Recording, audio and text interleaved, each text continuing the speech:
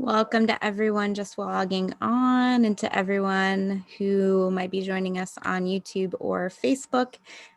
Just gonna wait probably just another couple of seconds to let people connect. I still have some people jumping in the waiting room, so thank you for joining us.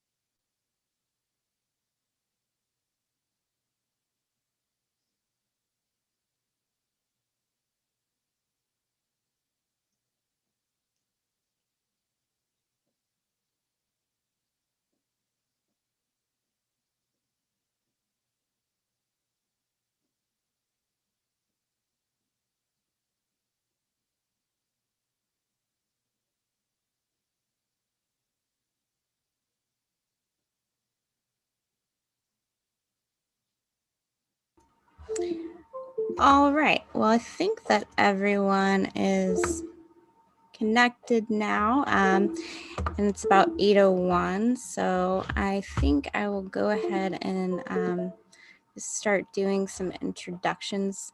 My name is Geneva Blackmer, and I am the program director for the Interfaith Center.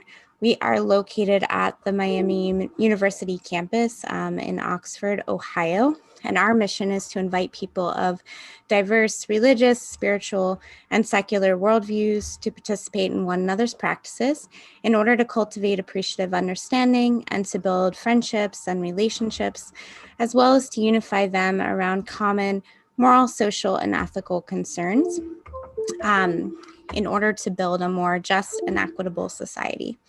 And this series in particular was designed so that we can learn about other faith traditions in order to help eradicate some common misconceptions that people have about people of other faiths, and hopefully, over time, erase some of the violence that and hatred that stems from that xenophobia.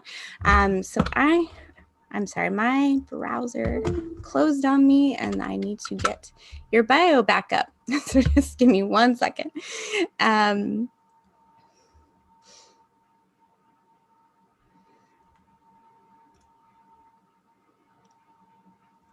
All right. So this program also is co-sponsored in part by the Greater Kansas City Interfaith Council, whose mission is to build the most welcoming community for all people.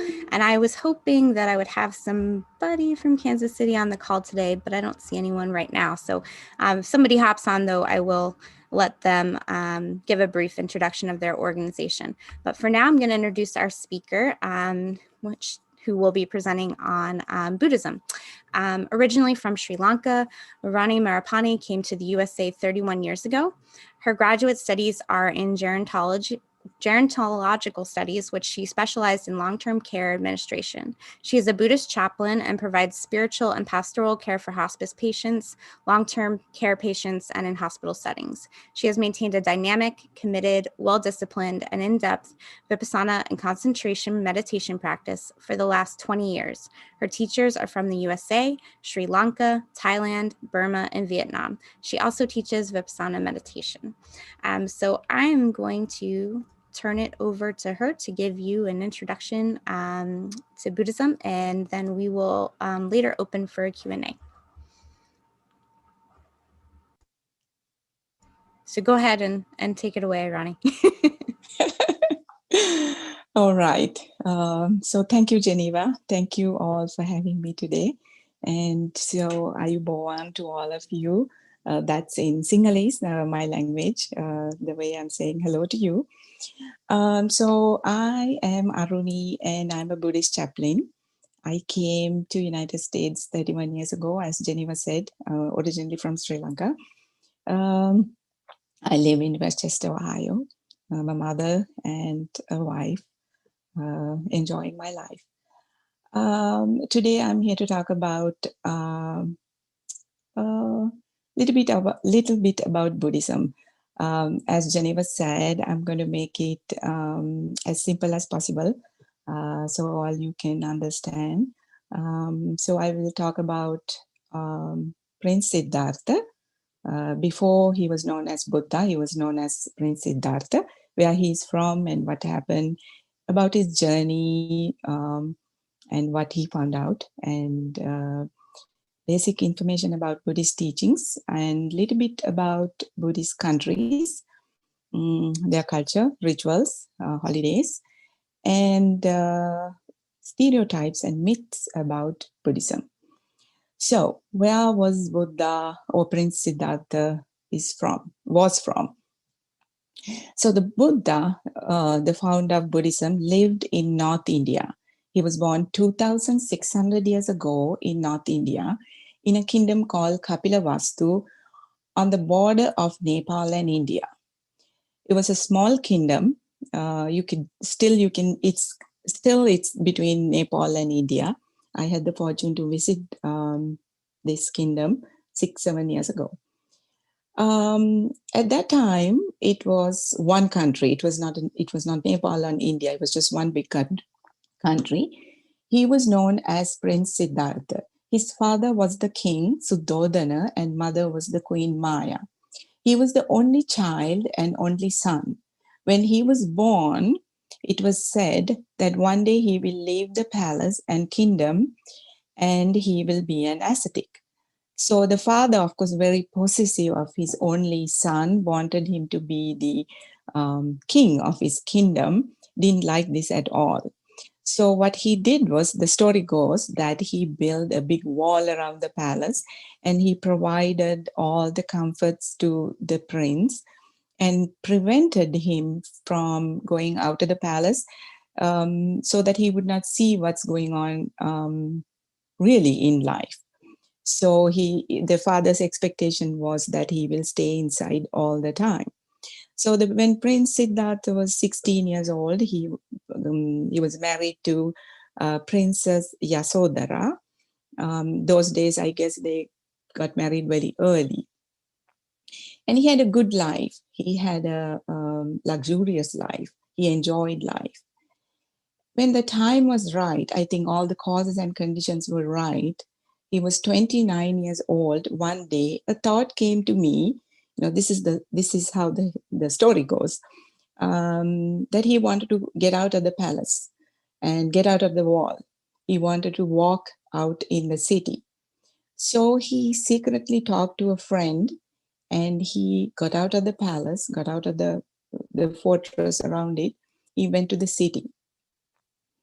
So there only he really saw what's really happening in life. So as he was walking, he saw a very old person, frail and old and helpless, walking. And that's the first time apparently he saw this kind of a human being. So apparently he asked his friend, "What is that? Who is that?" And the friend said, "Well, it's an old man." "So what's an old man?" "Well, is it going to happen to all of us?"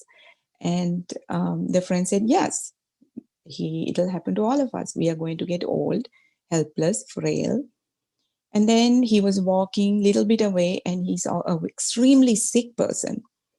And he asked the same question from his friend. He said, "What is that? Who is that?" And the friend said, "Well, that's a very sick person." So apparently the prince was surprised. "Is it going to happen to me?"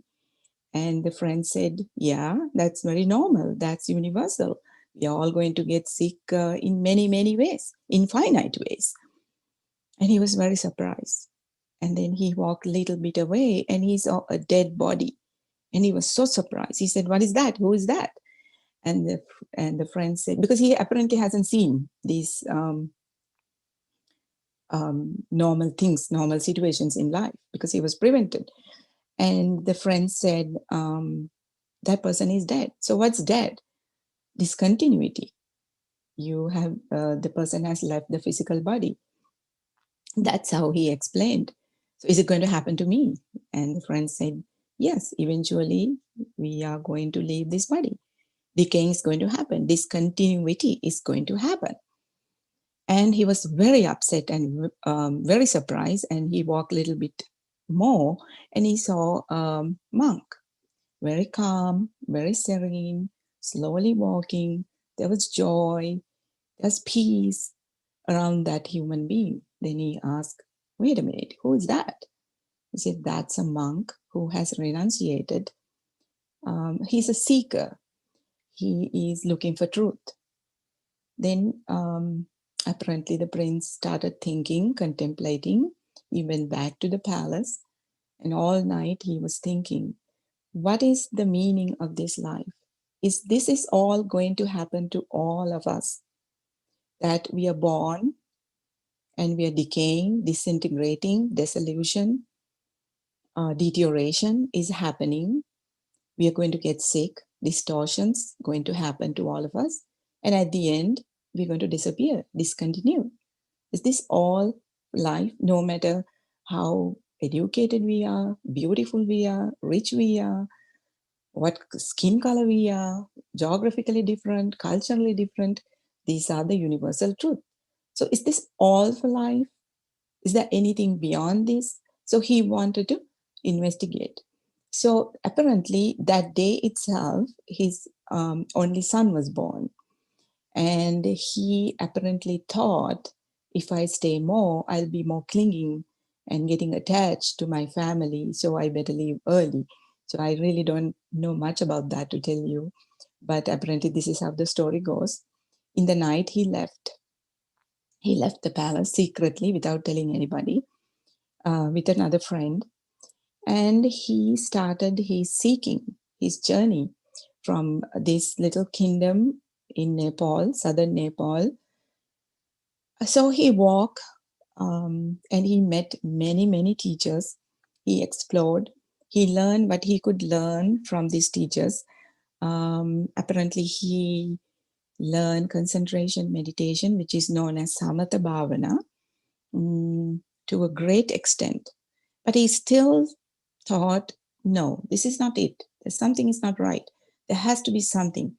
So he went from one teacher to another and finally ended up in Bodh Gaya, India. It's the Bodh Gaya is in the Bihar province in India. It's northwest. It's a long journey. When I was in India, when I was traveling, I could not believe that he traveled this long journey on his foot.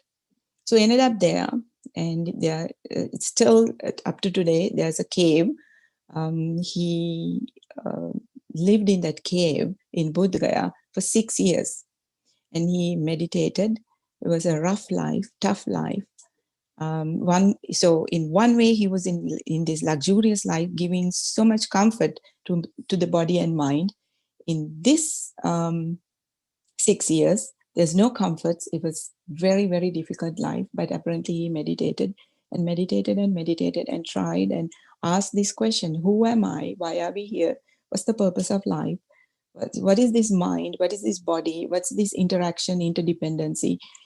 All kinds of questions. So today we call it vipassana, vidarshana, looking, investigating into life or investigating into what it is.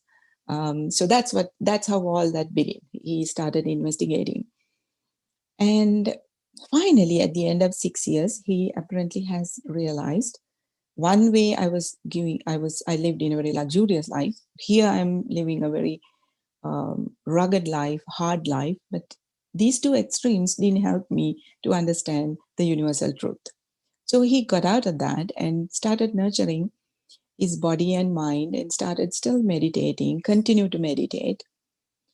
And the history says 2000, about 2,600 years ago, on a full moon day, month of May, he walked and he was in Bodh Gaya. He sat down under a bo tree. That's what we call a sacred tree. It's very sacred to us because it gave shelter to Buddha, Prince Siddhartha. At that time, at that moment, he sat down and he started contemplating all night. And at the end, towards the early morning, he realized all the truths. he he was fully awakened, and he became Buddha. So that's how the story goes.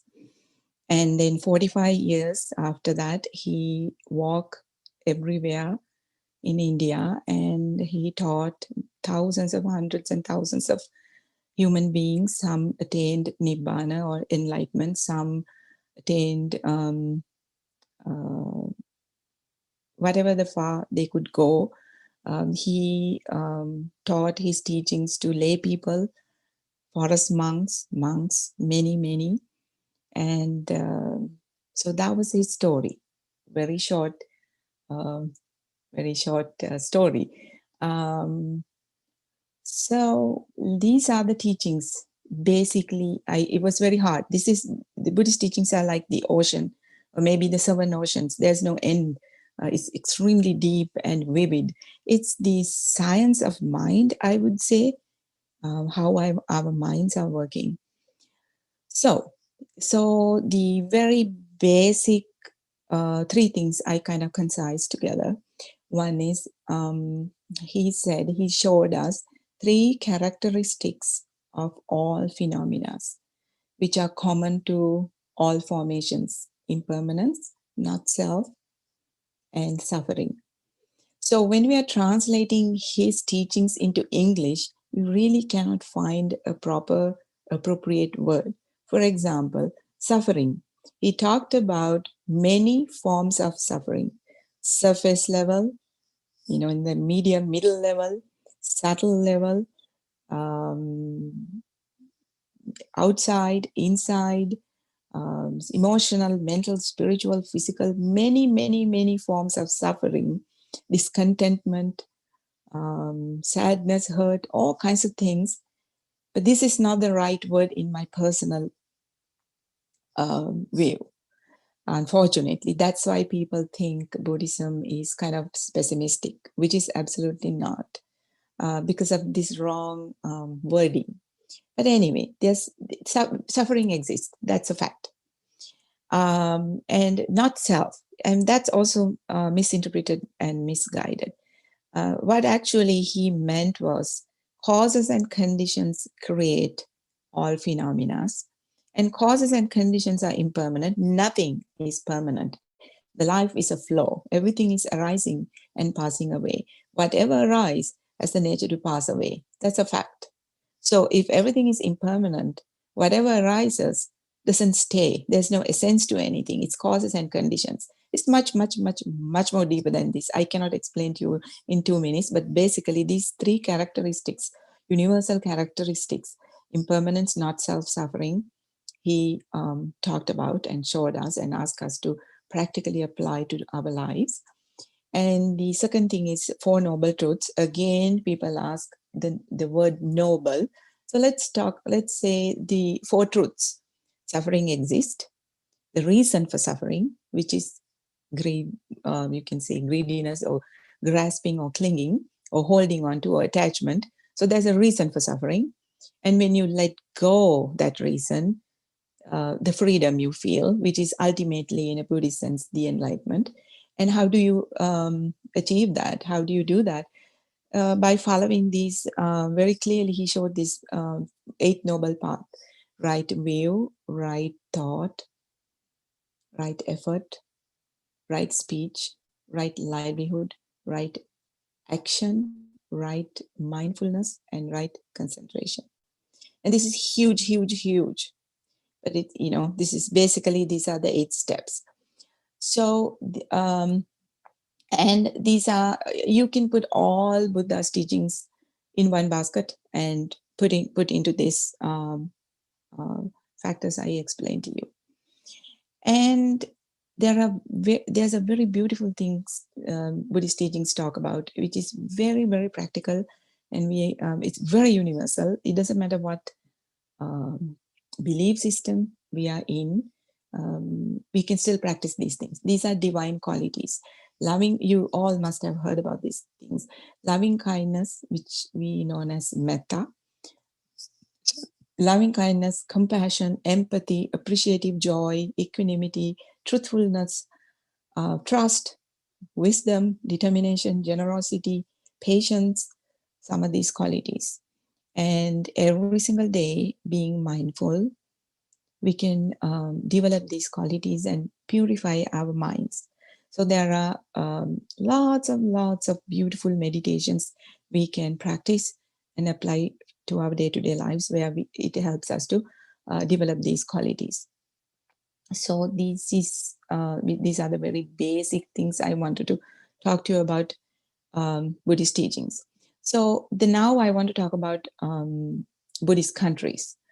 So today there are about 500 million Buddhists around the world. So the main Buddhist countries are Sri Lanka, Thailand, Vietnam, Laos, Cambodia, China, Japan, Korea, Burma, and there are millions and millions around the world, all over the world. All of these countries celebrate Buddhist cultural and religious holidays. So the Vesak, which is we normally celebrate on the full moon day of May, the most important holiday. So we celebrate Buddha's birthday, enlightenment, and passing away. Apparently, all three of them happen on a full moon day of month of May. So we celebrate all three beautiful events on that day. So this is very common to all the Buddhists around the world, and all the countries are illuminated, and dances and parades, and there are a lot of generous activities happening. People are rejoicing. It's a beautiful, beautiful holiday. And there are other holidays, lots of other holidays. Some of the Mahayana countries, like Vietnam, they celebrate a day of gratitude. Another holiday called Mother's Holiday, holiday for the mother. So it's depending on the culture and the country. There are other many Buddhist holidays. Um, so so as I said, I'm from Sri Lanka. So I remember when I was growing up, it was amazing. We little bit about this holiday. We used to cut lots of bamboo, and we would make these homemade lanterns. And as families, we would go and hang them and light them, and we will all wear. We still do. It's even in America, we wear full white, and we carry lotus flowers, water lilies, and we all walk to the temples, and we try to be vegetarians, and it's a beautiful, serene, calm day. I still remember that. I miss that, even though we try to do as much as possible here. So the next thing is, I like to talk about stereotypes and myths about Buddhism. I think this is very important.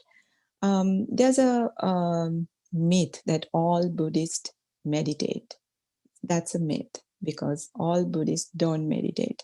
Because just like any other belief system, there are ritualistic Buddhists and there are practicing Buddhists. There are some Buddhists who are only meditating.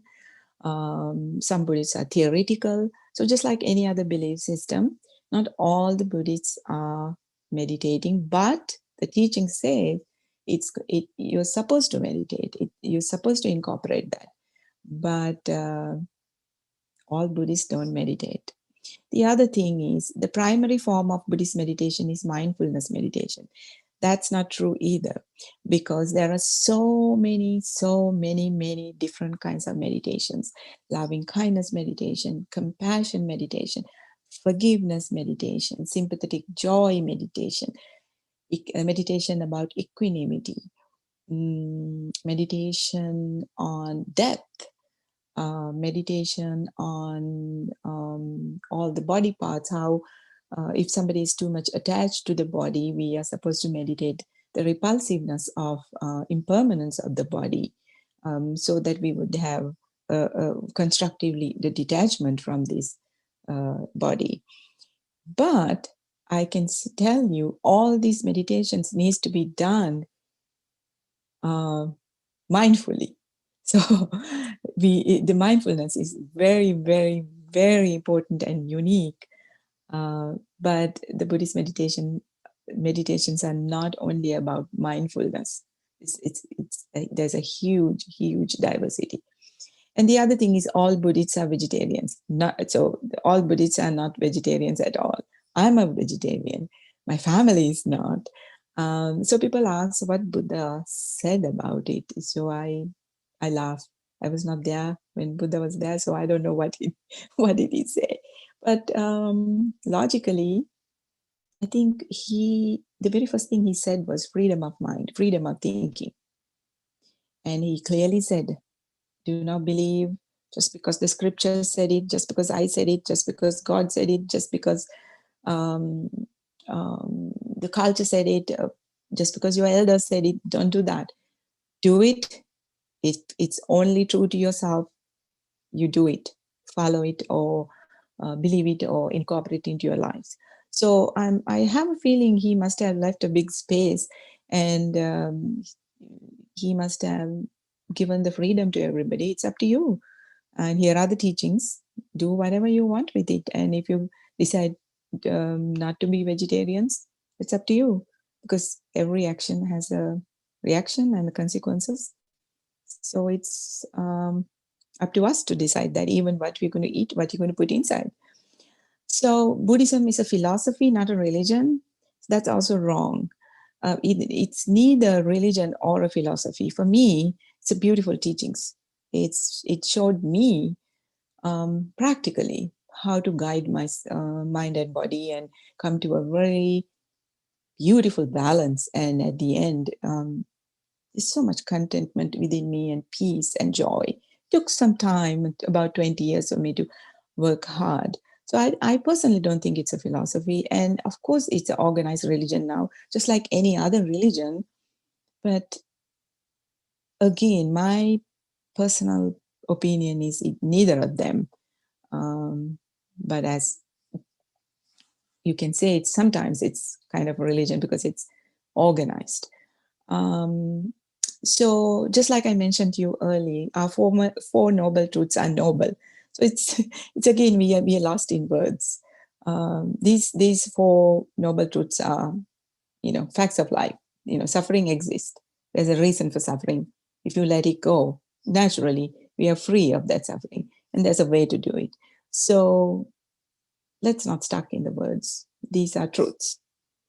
Um, so Buddhists believe in heavens and hell. All the religions have these heavens and hells. So what do Buddhists believe? So it's very, very complicated. It's vivid. It's beautiful. Buddhist literature, Buddhist teachings describe infinite number of levels of consciousness. Can be um, can be born, I guess, infinite ways. Um, so, and it goes with laws of karma, how you accepted existence, and the energy you created will go back and create whatever you had given to the divine nature. So there are multiple heavens and multiple hells, and it's a wonderful literature if you want to read about it. So is the Nirvana is heaven? The answer is no. Yeah, the enlightenment and the state of Nirvana is beyond mind and body, and it's not. It's not a heaven. It's a state of mind. It's the understanding. It's a realization. So do Buddhists believe in reincarnation or rebirth? Well, the way I understand, no. No reincarnation. But do Buddhists believe in rebirth? So there's a huge difference between reincarnation and rebirth. In reincarnation, the way I understand it's something is coming back and back. In a rebirth is like an energy construct. It's not the same person or same being, neither not being. It's much, much, much more complicated to explain. I cannot do it in in few minutes.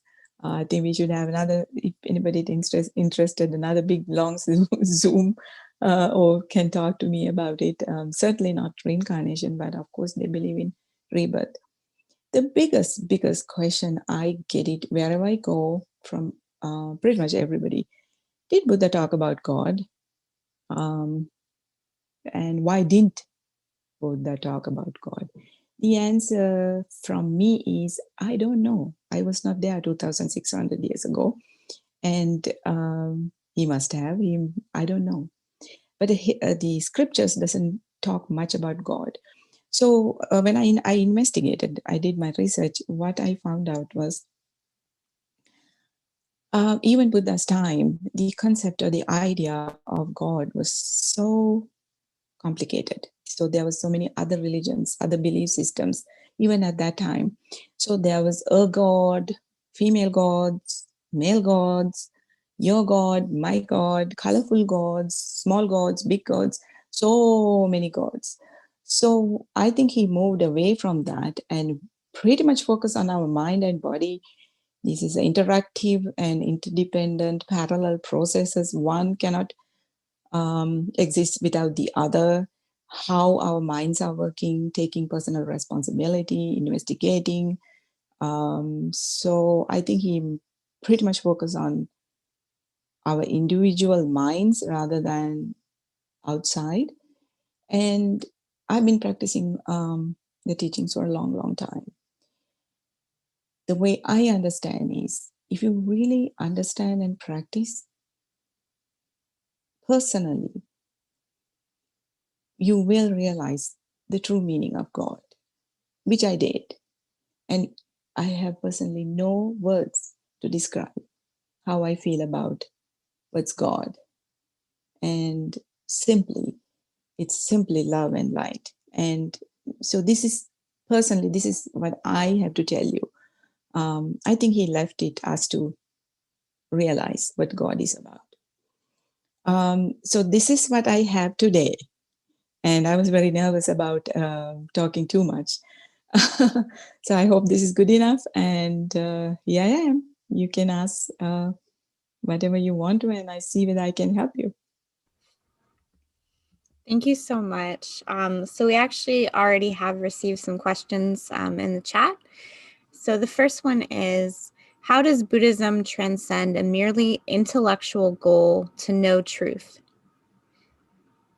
Say it again. How does Buddhism transcend a merely intellectual goal to know truth? To know truth means to realize. Is that what it meant? From theory to practice, is that what it is? Steve, did you want to clarify your question? Are you on?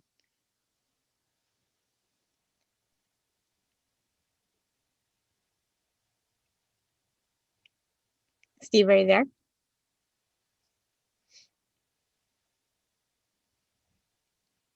I think he's unmuted, but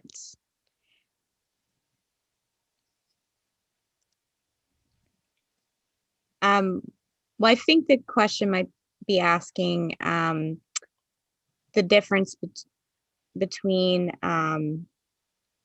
truth in an intellectual sense versus how Buddhism approaches truth, and I might be interpreting that wrong.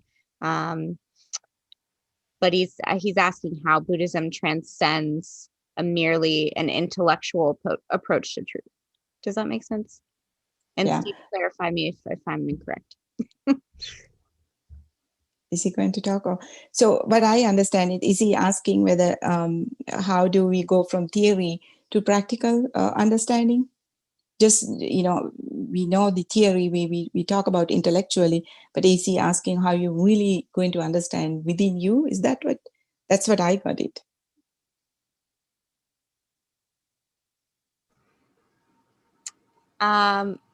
Steve, are you there? Can you confirm or give us a thumbs up or a thumbs down?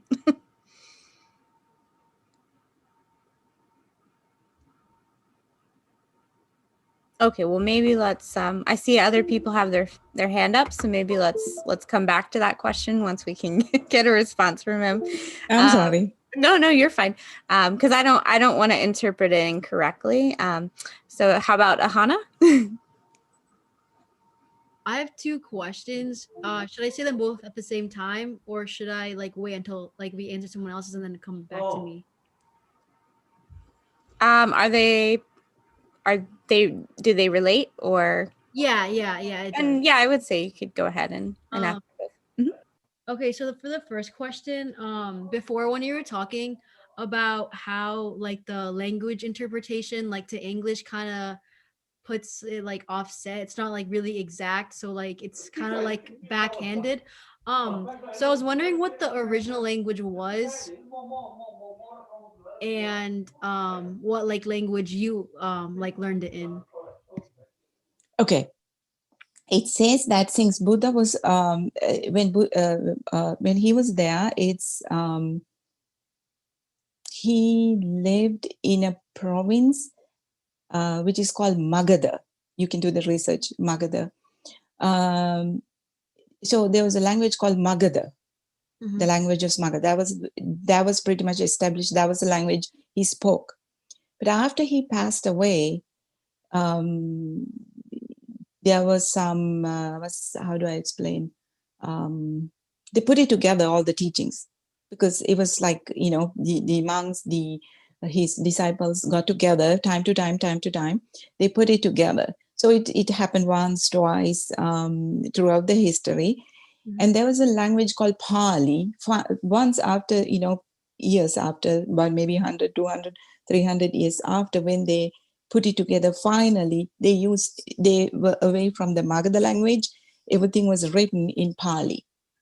That was the most ancient language we have.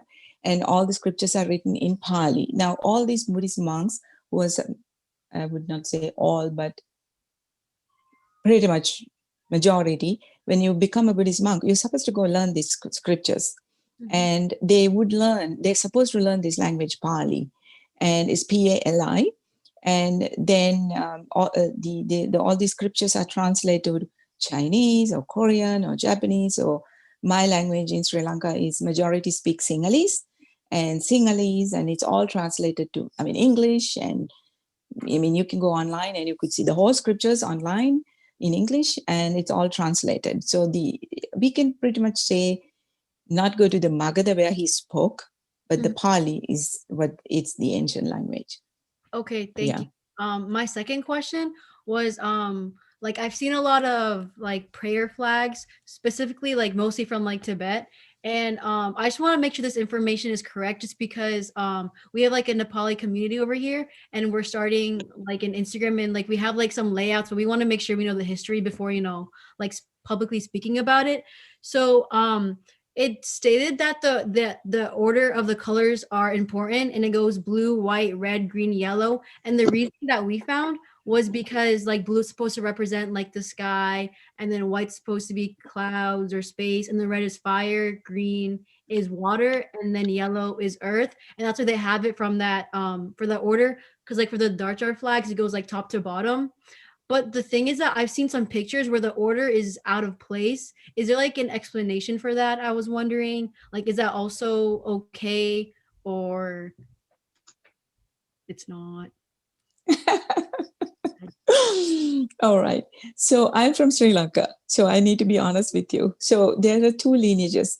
If you read Mahayana and Hinayana, Hinayana is the small vehicle. Mahayana is the big vehicle, the meaning of it. So the China, Korea, Japan, some part of Vietnam is Mahayana, and Tibet, and Sri Lanka, Burma, Thailand, and India, we follow the Hinayana. So two lineages, just like Catholicism and Christianity. The same teachings, but eventually the rituals are different. So what you're talking about is mostly towards Tibet, and I'm not very familiar with what you're asking. So I'm very familiar with, I can speak about Sri Lanka, Burma, Thailand, but actually, tell you the truth, it doesn't matter. But I can explain to you what are these colors and what are these ideas are originally the core meaning of that. So Buddha's, he has his meditations, his understanding and teachings are, there's no, it's endless. It's amazingly beautiful. He pretty much explained to us meditation on basic elements, how we come to be, how all the beings, all the formations are made of. So it's a basic element. There are 8 qualities vibrating together. There's, in these quantum theories, we're still looking for what's the basic element. So Buddha talked about this basic element which we are all made out of, and it's continuously vibrating. It's changing. That's what impermanence. It's conditioning. It's vibrating. So these 8 qualities earth, hardness, water, cohesiveness, air, the moving quality, and the heat, the warmth and cold. Those 4 qualities, when they are the primary qualities, when they are vibrating, what comes is color, smell, the life energy, which gives life energy, the taste. So these are qualities, these are vibrational frequencies. This is a very deep meditation. I'm trying to explain to you a deep understanding in 1 minute. Yeah. But it's beautiful. You can read in a Buddhist meditation on basic elements. And these are the ones representing these flags. Mhm. You understand? It Yeah. could be different here and there, that country, that province, this province. But this is the basic meaning and message. Because we are all made out of this. Oh, that makes I think sense. it's beautiful. It's like changing. Okay, yeah, that makes sense. All right. Thank you so You much. happy? Yeah, yeah, thank you. Thank you. All right. Thank you so much for your questions. Mhm. Some other hands raised. Liz? Thank you. Hello. I wanted to ask about the death of the Buddha and what we can learn from the way that the Buddha passed away. Okay. What do you know? Do you know anything? So I can add up. Sure. I know that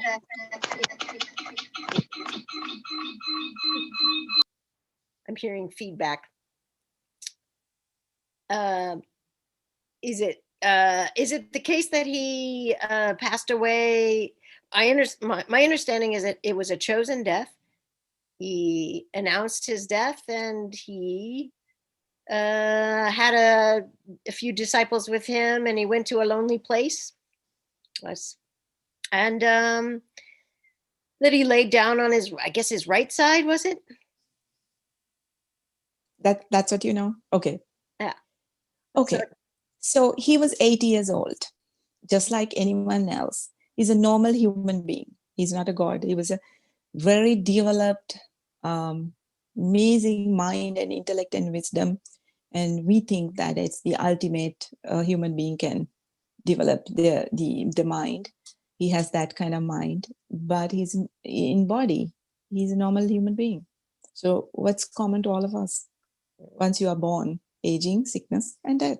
So he went through all those stages. So he was 80. I'm a chaplain, and I have been doing hospice work for the last 20 years. Mhm. So with my experience, I know some beautiful beings know when the death is approaching. When you are mindful, when you align, when you develop your mind, and when you let go and not much attachments, and you understand this end is coming, you know. So imagine Buddha being that kind of mind. He knew, oh, my energy is depleting. I don't think I have much time. And I'm sure he knew exactly, because believe me, you don't have to be a Buddha. Lots of people know. Even my mom told me, I think I'm done. And she's gone. We can choose after that. We can choose to, that's going to be my next talk in 2 weeks. I invite you to come about aging, death, and dying. I would love to share my experiences. So he knew. We all know, if we are attuned. That's my message in 2 weeks. We all know we can do this. He knew. So until the last moment, he wanted to preach. He wanted to teach. And there was no vehicles. It was all on foot. So in this same Bihar Prant, today it's called Bihar province.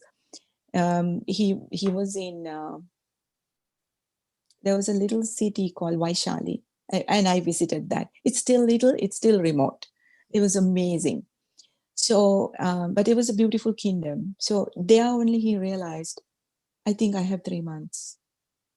And he told his beloved community, his disciples, the other monks, and the enlightened ones were fine, because your mind's not moving. This is what life is about. This is going to, even to Buddha, this is going to happen. Everything's impermanent. Everything's going to come to an end, and it's okay. But the unenlightened ones, like us, our minds are moving, right? We are so attached even to our teachers, and they were sad.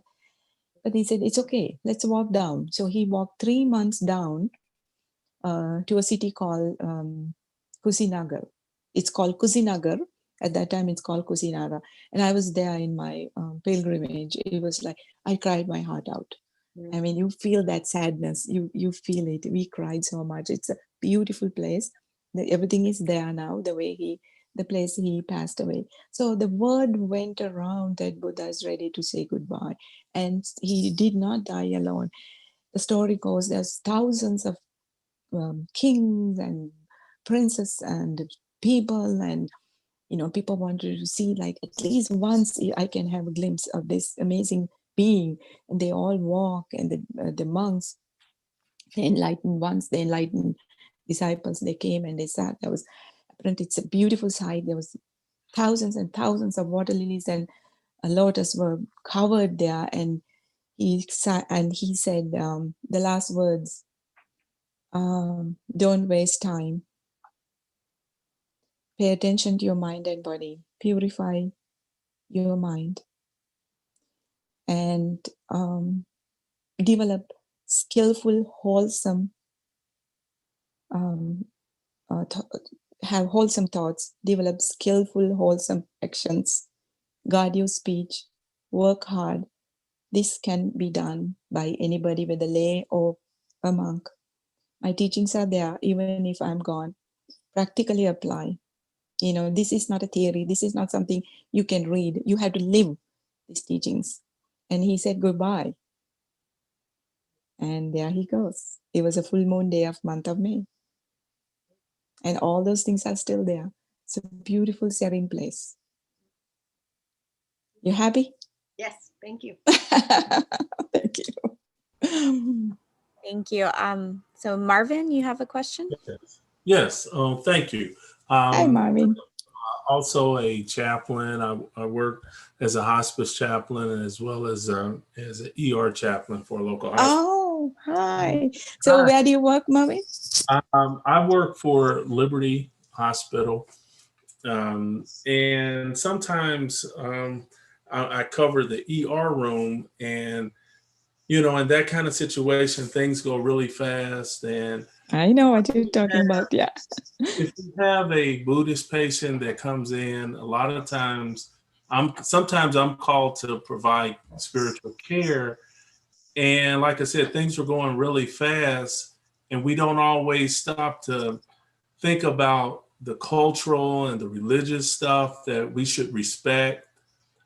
So are there anything that you could share with me that I should be aware of if I am called to provide spiritual care to a patient that is Buddhist? Okay.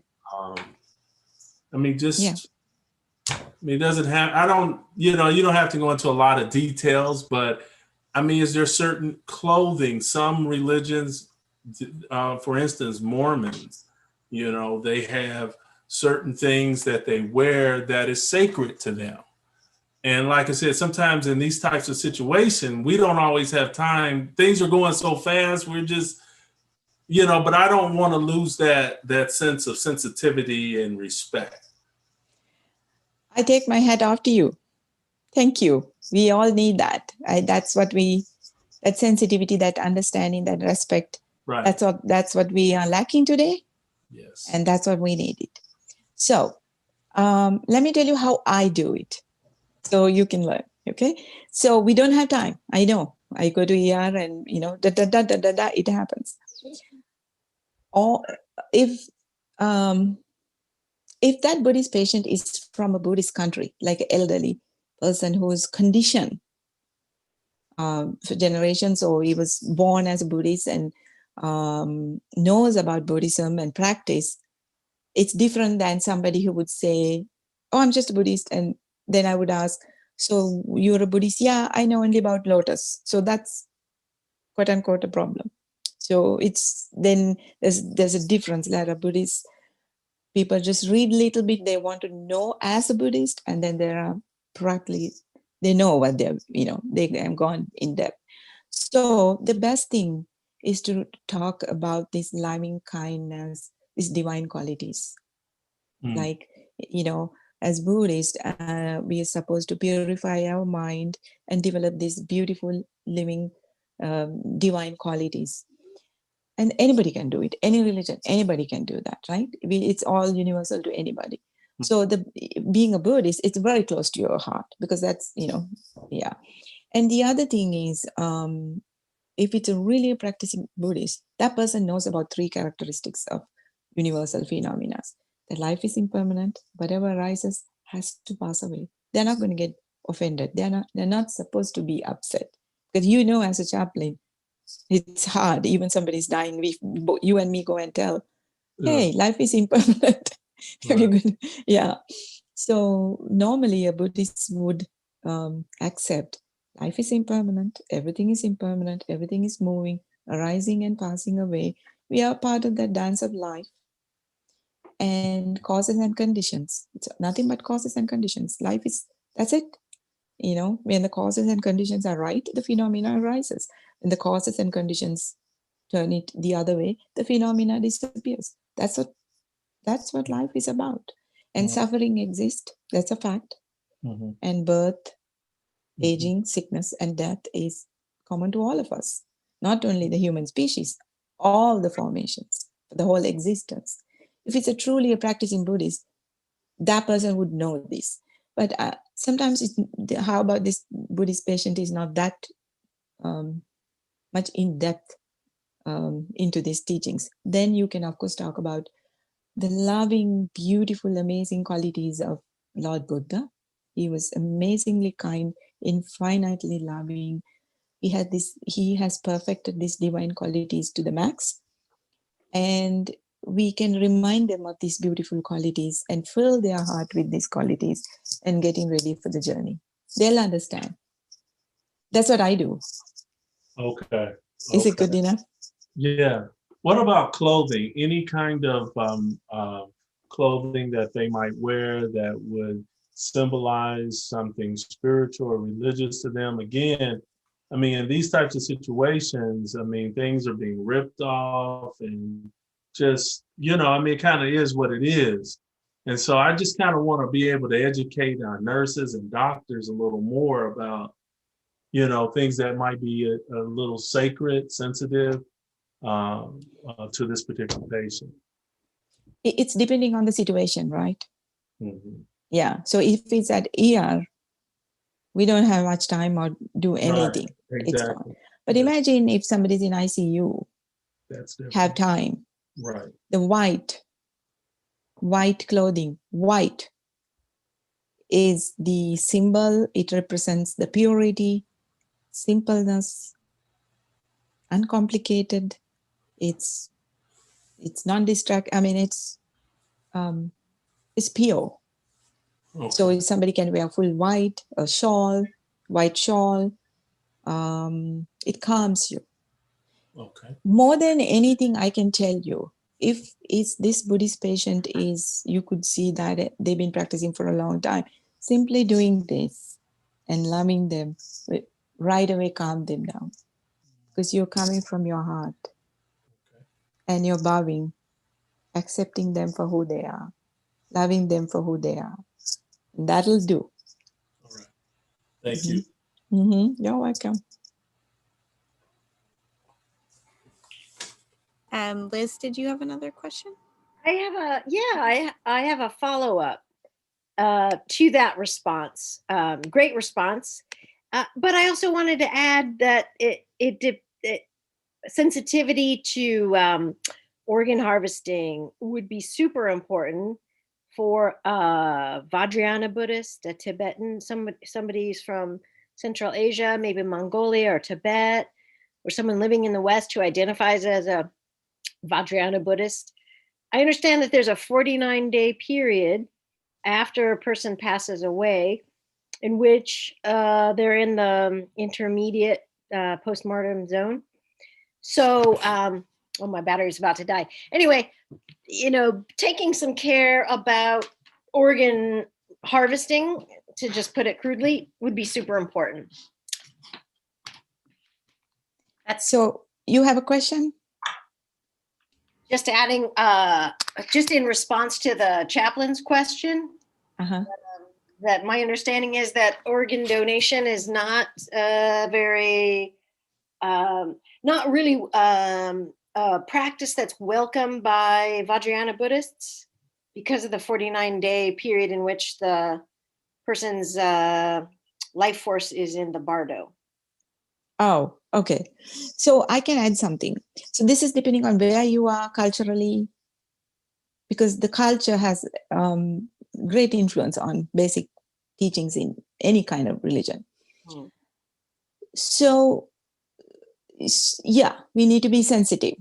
Like the Vietnamese patient died at the ICU where I worked, and they wanted to keep the body for like 18 hours or something and do the rituals right there. So the hospital was very gracious enough to allow that. So it's we don't know, each country, each province, I mean, each lineage has different things, but the core idea is give up, renunciate. Even if the more after you die, I mean, even that moment, you generously what's the English word? You offer even your body parts. That's amazing merits, amazing merits. But some people believe in this and that, and like in a Theravada lineage where I come from, we don't believe in between. Right away, the rebirth happens. And then some, like Tibetan, there's in between, right? So we really don't have, these are gray areas. We don't have black and white answer. So yeah, we need to be sensitive to some of their needs. But in Sri Lanka, I can tell you right away, somebody's dead, everything is taken away. People are more concerned about, oh my goodness, I had opportunity to, my son's will, let's donate, and we all have lots of merits. Yeah, so.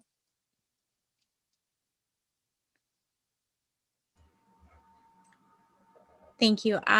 So Steve said that he was having some audio problems, so to skip that question, but he did have two other questions. The first one is there a Buddhist concept for what other faiths call God, Allah, or the Holy Spirit?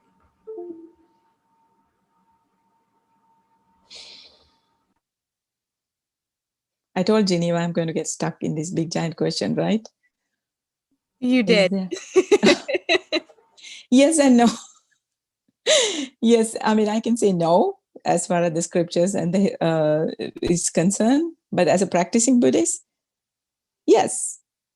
I said I have realized what's that divinity is, that divine nature is, which we all call God.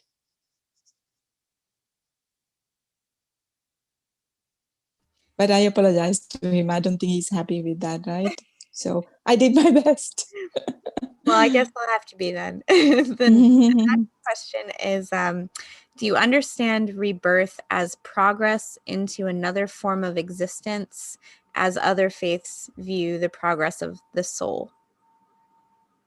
Rebirth is, it is apparently, again, the way I realize it, it's not the same being. It's not the same being either. It's just like, it goes with lots of karma. How we acknowledge existence creates these energy structures, which the universe, the divine nature creates again another being. So it's not exactly the same being, because even that karmic force is arising and passing away, changing constantly. So nothing stays the same. So even that karmic energy is, it's transmigrating, but it's still changing. So it's not exactly the same being, but it's not the same being either. So it's the stream of consciousness. Mm-hmm. Okay, I think those are all the ones in the chat. Did anyone else have a question that they wanted to ask? You can unmute yourself or raise your hand. Oh, Becky, did you have a question? Becky, I didn't get your question in the chat. I just see that you messaged me. Did you want to ask or? Oh, she might have just left. Okay. Does anyone have a, oh, Will, you have your hand up?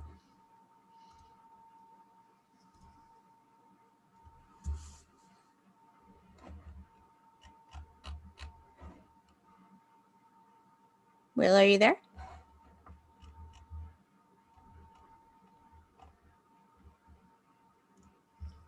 You have to unmute yourself. This is Will. I did not have a question. Oh, okay. I'm sorry. I thought I saw your hand up. Ahana? Yeah. Sorry, I kind of missed out on this part, but when you're talking about the myths and like the one of the myths where that like the state of nirvana is heaven, and again like I kind of missed out on it. You said something about like nirvana being something more of like the outside body, and I just had like the question of like if you like what is like reaching it in terms of like how people were talking about it's like more about rebirth and it's not reincarnation for Buddhism. So did that make sense what I just said? I feel like my question was kind of yeah, I'm sorry. Can you just restate what you said about the myth about nirvana? I feel like if you say that, it'll answer my question. Yeah. So the nirvana is, people think it's going to another place or heaven. No, absolutely not. It's an understanding, it's a realization. But the realization is not coming from our conditioned mind, because all experiences are subjective. All experience is subjective. And the subject is conditioned. You have your own perspective, perceptions, your own world, depending on your conditioning. And I have my conditioning, somebody else. So that's the problem, right? Look at the illusion. So what's the truth? Is that a unique, universal truth? Because, I mean, think about, there's a tree. You look at the tree, and as a human being, you perceive as a tree. What about a worm? What's his conditioned response? What about the tree? What about the bird? What's that bird's conditioned response? What about a little bacteria in that tree? What the bacteria is thinking? Tree? So it's a species specified perception mode. We are species specified perceptual mode. So you see, each of us has our unique way of perceiving the world, and it's absolutely conditioned. So the Nirvana is beyond all of that. If it's beyond mind cannot explain that. Do you understand, honey? It is. If it's beyond mind, any language, any mind, any writings could be again conditioned, because it's depending on who's putting it down. Different perspectives. So only way to realize it's whatever the way you know, it could be Eckhart Tolle, or it could be Buddha, or it could be Christian Mayo, any way. Only way is understand, live, practice. Then you see, it's like blooming a flower. The awakening is like a blooming flower. Slowly you begin to see this, and it's amazingly peaceful, joyful. Does this happen like as like you are living, in terms of like is it something you reach when you're living? Okay. Yes. Thank you. That explains a lot. Thank you. Yeah. Are you from where? Are you a student, Miami? No. I live in New Hampshire.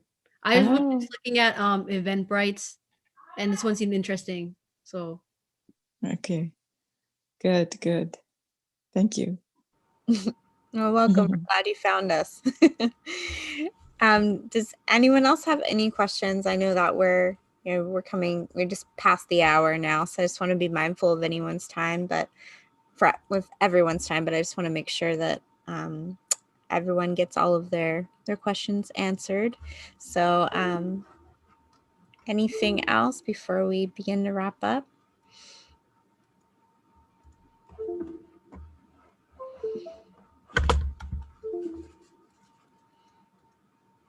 Well, not seeing any Could hands. you pronounce your name again, please? The presenter. Oh, my name is Aruni. Yeah, please keep in touch so we can share our ideas, help each other. Yes. Thank you. Yeah. All right. Well, did you have any final thoughts or comments that you wanted to leave everyone with, Aruni, before we wrap up? Yes. Let's do a 1 minute meditation if everybody loves to or want to. Yeah. Is it okay? That'd be great. Yeah. So let's, all of you, thank you so much. Thank you so much for having me. Let's close our eyes and take a deep breath in and out. And let's thank all these, the beautiful divine divinity for providing us all these causes and conditions rightly. So we all got together today. We loved each other. We respect each other. We accepted everyone for who we are. We reached out and we are safe in the middle of all this chaos. And we laughed. And so may all of you be free of any kind of suffering, mentally, emotionally, spiritually, physically, any kind of suffering socially. May you be free of any fear, hurt, anger. May all of your hearts were filled with compassion and love and equanimity. And finally, let's trust ourselves. Whatever we do, let's value ourselves. We are beautiful human beings. We came here to love and serve. And let's love ourselves.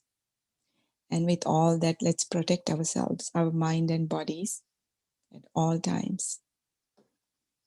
Love you.